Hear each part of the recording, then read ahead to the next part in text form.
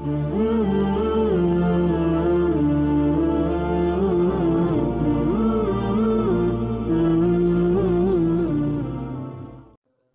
الله الرحمن الرحيم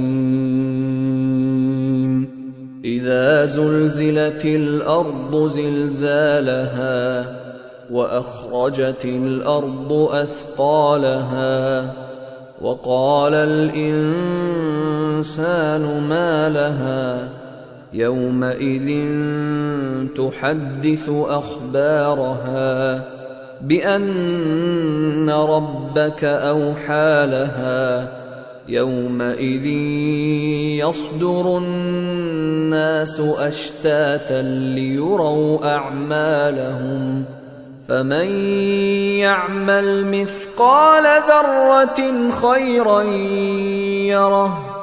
ومن يعمل مثقال ذرة شرا يره